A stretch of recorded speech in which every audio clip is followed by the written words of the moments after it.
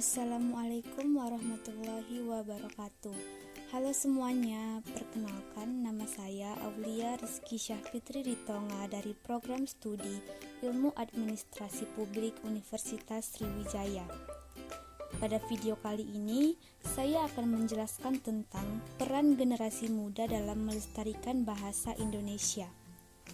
Adapun pokok bahasan yang akan menjadi inti dari materi ini adalah: yang pertama, sejarah bahasa Indonesia.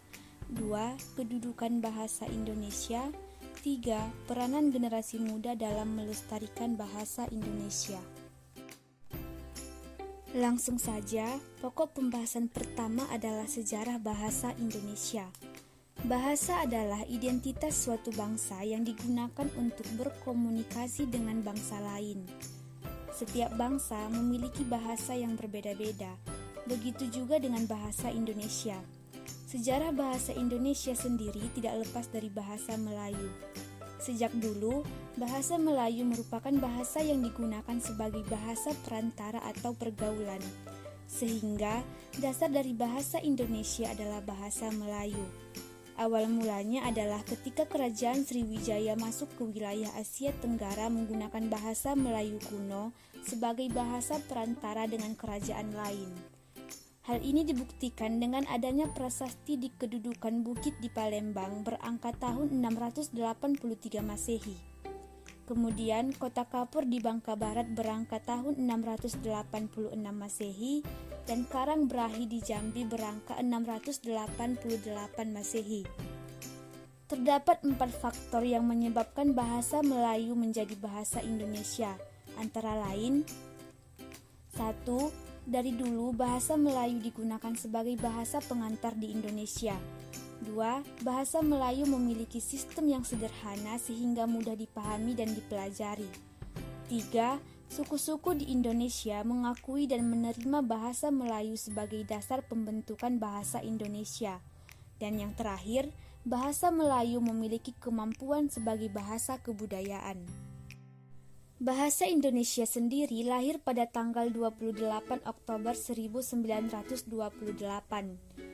di mana pada tanggal tersebut para pemuda dari seluruh pelosok Nusantara berkumpul dan berikrar Sumpah Pemuda yang isinya: 1. Bertumpah darah yang satu, tanah Indonesia.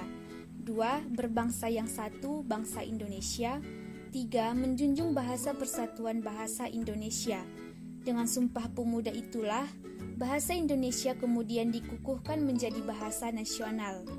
Kemudian pada tanggal 18 Agustus 1945, bahasa Indonesia menjadi bahasa negara dan terkandung dalam Undang-Undang Dasar 1945 Bab 15 Pasal 36. Pokok bahasan yang kedua adalah kedudukan bahasa Indonesia.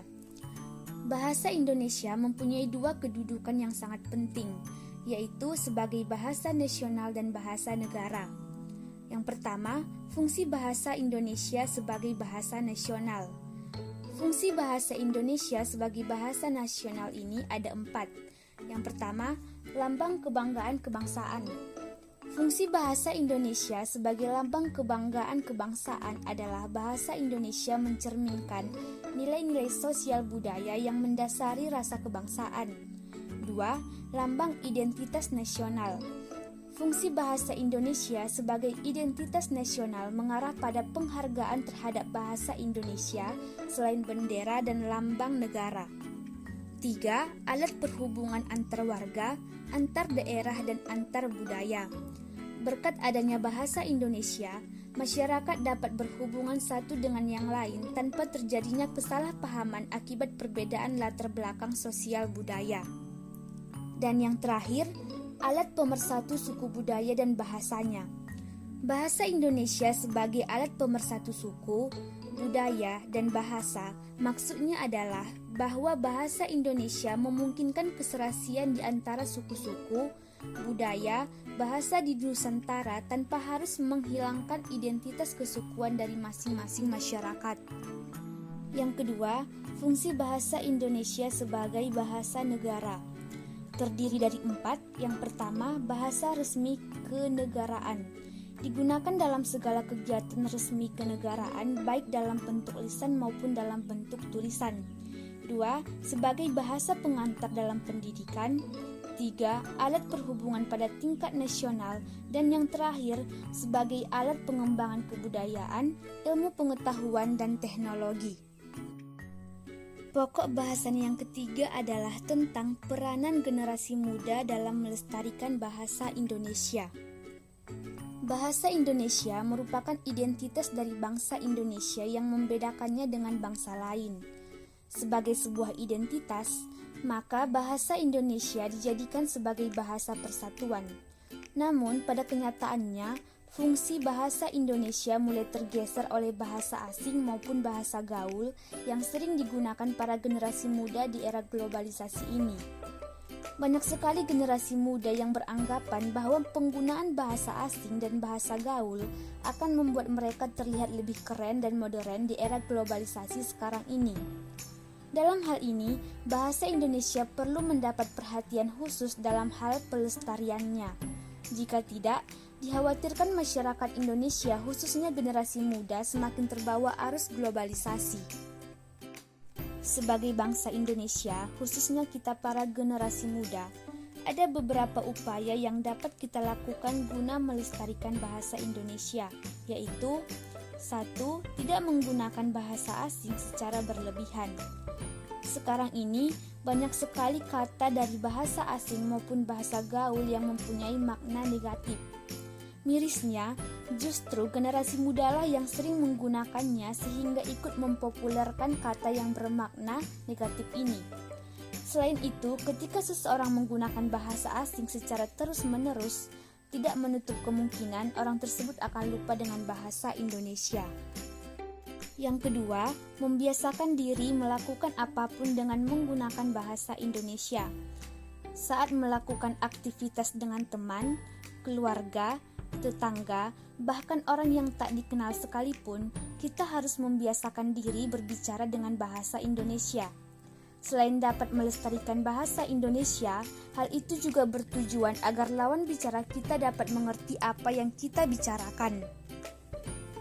Yang ketiga, meningkatkan rasa kebanggaan dengan menggunakan bahasa Indonesia. Kita sebagai bangsa Indonesia harus bangga terhadap bahasa Indonesia. Dengan adanya bahasa Indonesia dapat menyatukan seluruh ras, agama, serta suku yang ada di berbagai daerah. Segala perbedaan tidak dirasakan oleh seluruh elemen masyarakat karena disatukan dengan satu bahasa yang sama, yaitu bahasa Indonesia. Yang keempat, mempelajari sejarah bahasa Indonesia dan perkembangannya dengan rasa ingin tahu yang tinggi. Hal ini juga membantu kita untuk menambah kecintaan terhadap bahasa Indonesia. Yang kelima, rajin membaca buku berbahasa Indonesia.